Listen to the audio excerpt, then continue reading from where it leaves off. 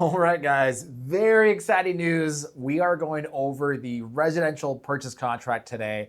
From soup to nuts, everything that's involved. I don't know how many times I've sat down with new clients or even experienced clients who have bought and sold homes before, who have never actually gone over the real estate contracts, what they're signing. Typically, the first time they see these documents is through DocuSign or some digital platform. And I just trust the agent and it'll be fine. Part of my process is I sit down, I go through an entire consultation. It usually takes about an hour to 2 hours, depending on the experience level. And we break down each section of the contract. It is super boring, but you only have to do it once. And I typically record that. That way, if you're sitting at home, you can go through the video and timestamp it and figure out exactly what section of the contract we're referring to or what additional document and what that meant. Today, the intention is to go over a 30,000-foot perspective of the residential purchase contract here in Arizona. I'm not licensed in other states, so this is specifically pertaining to the AAR residential purchase contract. Without further ado, let's jump into it. Section 1 is going to be all about the specific properties. You're shopping for homes, you're already pre-qualified, or you have proof of funds. Your pre-qual letter from your lender says that you're able to afford X amount for this house. You found the house, you're writing an offer. The identifier, it's the address, and then on the purchase contract itself, the price, the earnest deposit, the close of escrow, and any other important details that come along with that purchase. When you're writing an offer on a house, and let's say it's $1 million and it's brand new in the market, you write in the purchase offer, your earnest deposit is typically between 1% to 3% of the purchase offer. If it's 1% of $1 million, it's going to be $10,000. If it's 3%, it's going to be $30,000, and so on. There's different strategies for earnest deposit and how that works. If it's an all-cash sale, meaning that you're purchasing cash, then the financing part of it doesn't apply to this. It's just going to be, here's our cash offer, and you'll have a separate document called proof of funds, typically a bank letter verifying that those funds are in the account. And then finally in section 1, it's going to be anything that you want to convey with the property. Let's say it has a nice washer and dryer, or maybe there's a beverage fridge or a spa in the backyard, something like that. You'll want to make sure you write that into the contract. Typically, it's mentioned somewhere online that says either these items convey, but not all the time. I don't want to assume that the seller is offering these things.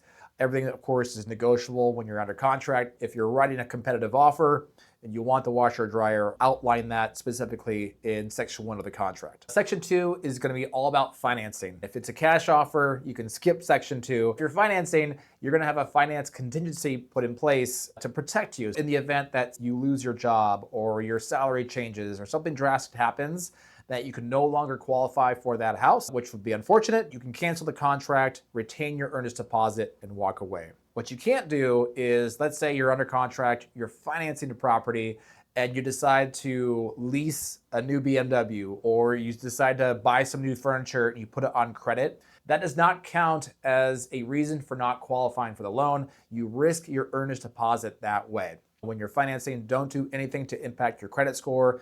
My lending partners also go over this with my clients so they kind of hear it in stereo. Keep everything consistent while you're under contract or while you're shopping for a house. Next thing is a loan status update. The lender is required to send out updates to the sellers that says the buyers are going through the process. Everything is being underwritten, meaning that the loan itself is being processed and analyzed to make sure that you qualify for this loan. They're going to be checking your W-2s, your bank statements. If you're an independent contractor, they'll look at all your tax returns and things like that, 401ks, any kind of income that you earn, and any debts that you have. The underwriters are carefully combing through that process to make sure you do in fact qualify for that house. The appraisal is there to protect both sides. You write an offer for $1 million, and the bank will send an independent party to appraise that house, meaning that they're going to look at comparable homes that have sold in the past 90 to 120 days to ensure that the value is there in the contract and that they can go ahead and write that loan. If you are writing the offer for $1 million and it appraises for $950,000, you've got a couple different options. You could either cancel and walk away because the house didn't appraise at value and you retain your earnest deposit. The other option is you negotiate with the seller. If you can't come to an agreement, again, you can cancel and walk away. Section 3 of the purchase contract is all about title and escrow. And the role of title is to ensure that there's no liens or encumbrances on the property. Let's say the seller had some major repairs done on the property, but never paid a contractor. The contractor can put a mechanics lien on the property, which would be in first position. So there would be the mortgage and then the mechanics lien. In order for the seller to transfer title over to the buyer, they're looking for any kind of clouds on title, anything strange going on, that make sure that it's titled properly so that the sellers are in fact the proper sellers. There are scenarios where it's in a trust and there needs to be several people who sign off and agree to the sale of the home.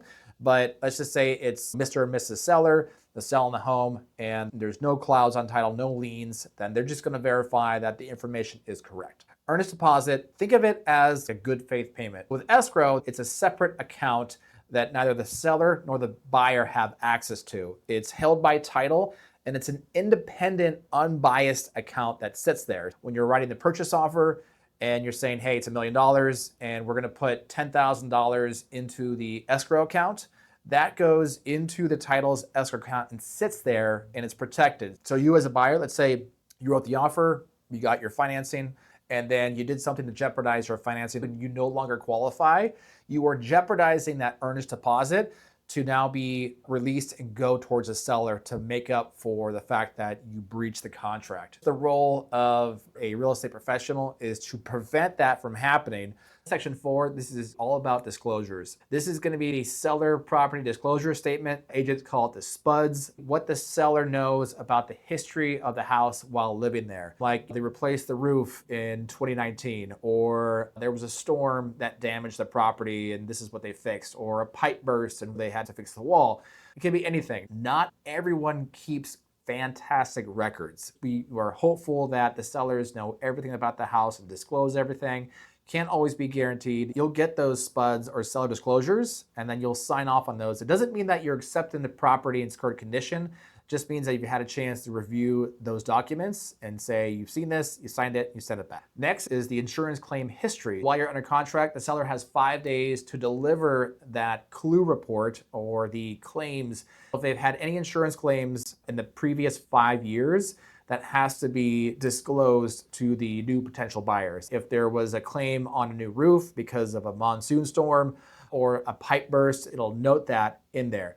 It doesn't mean that it's anything wrong with the property. I've seen tons of houses that have insurance claims because of monsoon seasons that have torn up roofs, and it's good to know that the house has a new roof. And finally, you'll have the lead-based paint disclosure. Any homes built prior to 1978, there's a high likelihood that they use lead-based paint, which can cause some health issues. There is a pamphlet that goes over that. It would be sent to you so you could review it.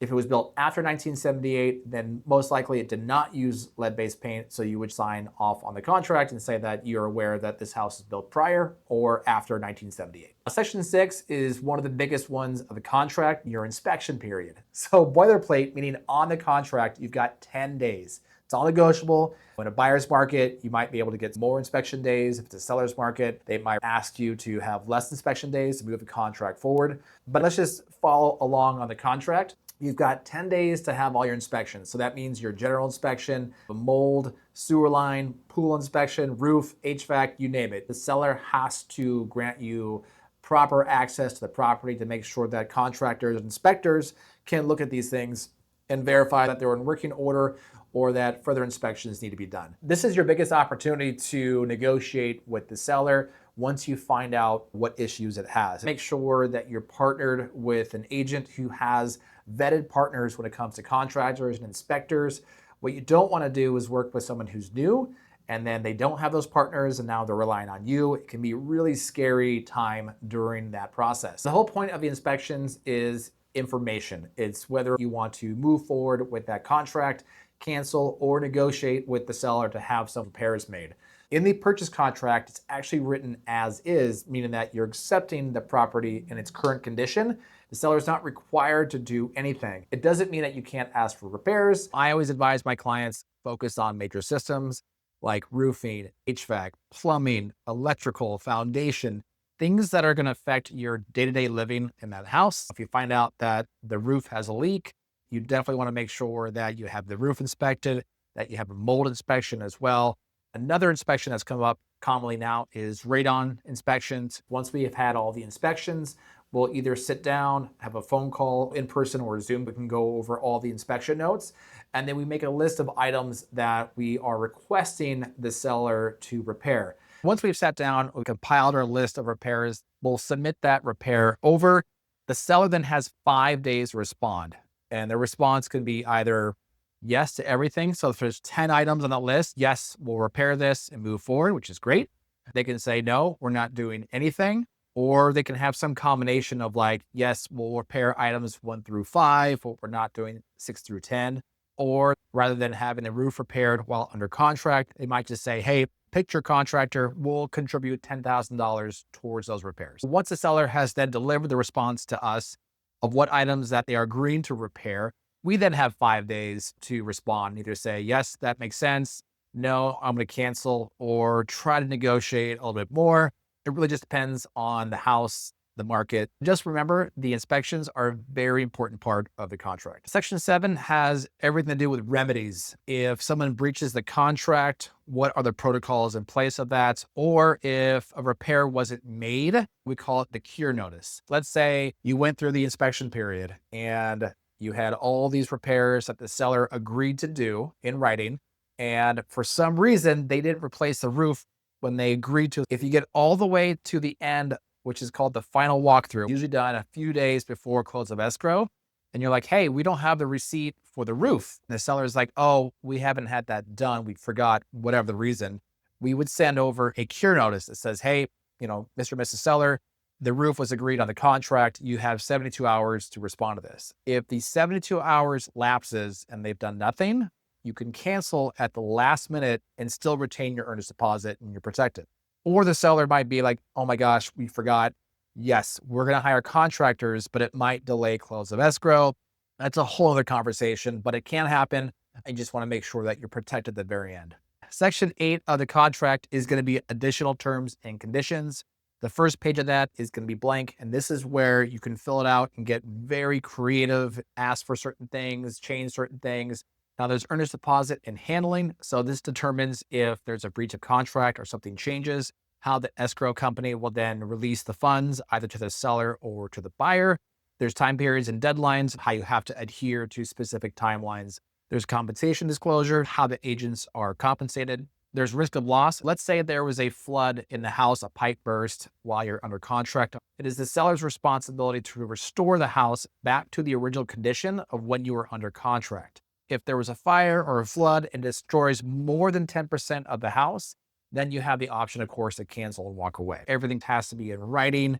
It has to be signed in order for that contract to be valid. If you amend the contract in any way, let's say you wrote the contract and you found out that the name wasn't correct or there was a trust document missing, you would add an amendment to the original contract that says, here's the correct names or the correct dates or terminology. That still has to be signed by both parties in order for that contract to be valid. Then there's counterparts and signatures. The contract can be signed in multiple counterparts and still be valid, including electronic signatures. Section 9 is seller acceptance. That means you wrote the offer, the seller liked it, and they signed it. You're officially under contract. Once you're officially under contract, you're going to have 48 hours or 2 business days to deliver that earnest deposit.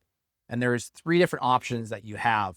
You contact the title company and say, hey, I'm going to write a check and deliver it to your office. Or the title company can send you a courier to pick up that check from wherever you're going to be located. I've had clients who are out of the country and they've done it that way as well. Or option 3, you can wire that money. What's important to understand that wire fraud is abundant. You want to make sure before you wire anything that you verify first with the escrow officer. Their information is going to be on the purchase agreement as well. Call the escrow officer, confirm all the details, all the account information before you wire anything. And finally, the last line, line 473, is that the seller rejects the offer. Let's say there's multiple offers on a property. So we're competing against, say, 2 or 3 or 4 offers.